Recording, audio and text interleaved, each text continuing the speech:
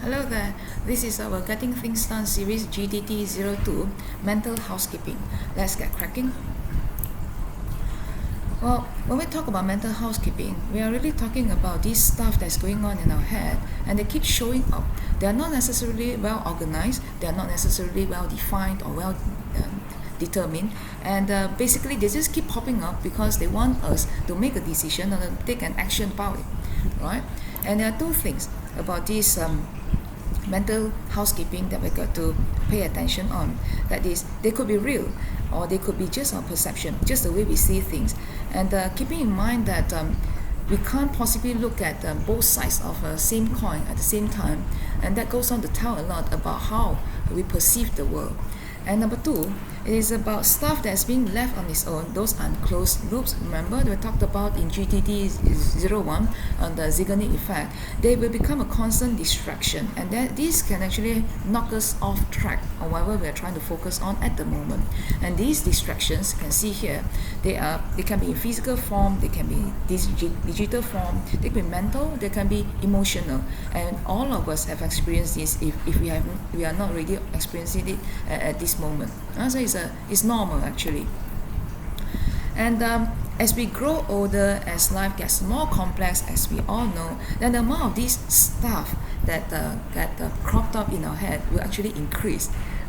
And when this amount of stuff that are unresolved grow bigger and bigger, more and more, it becomes more and more constantly and more frequently pushing us into the off state, meaning that we lose focus and we lose perspective. In other words, we are seeing that there are too many unclosed loops now in our head. Right? There are new loops that are coming in, adding on to the pile. So these will sometimes make us feel like we are being overwhelmed. We feel like we are being overrun, and we just couldn't quite keep up anymore. And what do we do when this is bothering us that much? You're right. We got to do some mental housekeeping here. And there are three simple steps in this aspect. That is to write our perspective, doing some chunking down, and to create work plans that actually work. Okay. And today will be very much a story about the elephants. So in terms of perspective, writing a perspective, if you look at this picture here, it's a very famous story, originated from India, obviously, about 6 blind men who are trying to describe what an elephant looked like.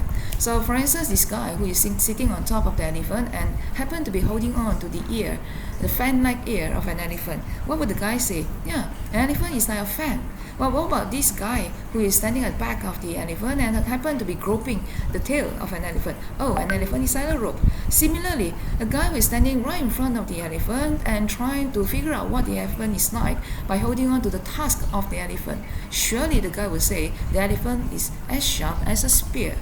And it goes the same for the other guys who are thinking that an elephant is like a wall, a snake, or a tree, depending on where you're standing. So this is really about perspective. But if we could take many steps back from the elephant, and we could have our sight, for instance, if these guys were not exactly blind, but they were blindfolded, then we'll see that what an elephant actually looked like. They are probably a combination of all the 6 things or 6 perspectives of the guys who are looking at the elephant from different places. So this is about the perspective. And number 2 is about chunking down. How do we eat an elephant? It's such a big creature, figuratively, not literally eating an elephant, but figuratively. How do we eat an elephant? How do we work on a big piece of project? How do we tackle a big project? How do we handle or manage a big task? Yeah, one bite at a time. We can't gobble it all down at one go. That will give us indigestion, and that will make our stress level shoot up, right? So we can't do that. So we chunk it down. And we chunk it down, it has to come together with a good work plan. Right? You can refer to this power plan in our earlier on the Thinking Out Loud series, where I talk about how to make a plan that actually work.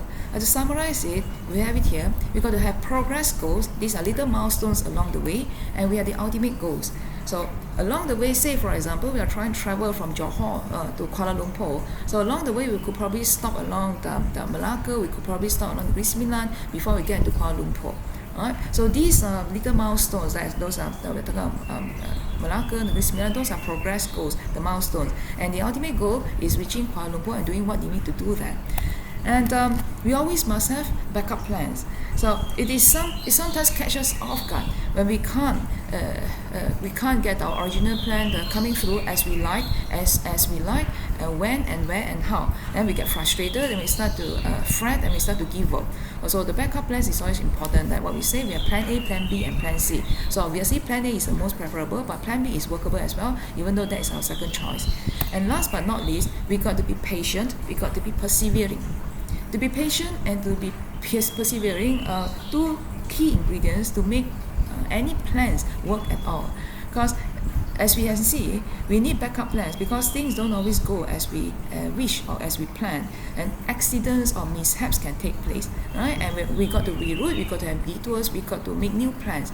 So this requires us to be patient, and to persevere simply means that we are determined. We'll bite the bullet right through the journey and right up to the end. We'll keep our nose close to the mill and keep working on what we are aiming for the progress goals and for the ultimate goals, because life is a journey. Life is not all about getting there. It's about the journey. So if we can have that in our head and we believe in the fact that along the way there'll be little bumps, little pit stops, little detours, and eventually we'll get there. And because it's a journey, it'll be an amazing experience. Whether it's up or down or halfway up or halfway down, there's surely something for us to learn and something to make us become a better version of us along the way.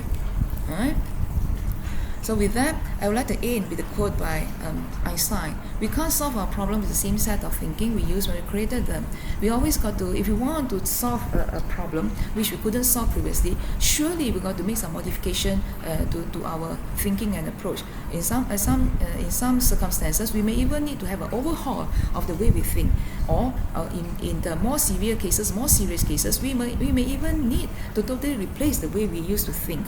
So here we go. Hopefully it is helpful for you. So thank you very much. Bye-bye and stay safe.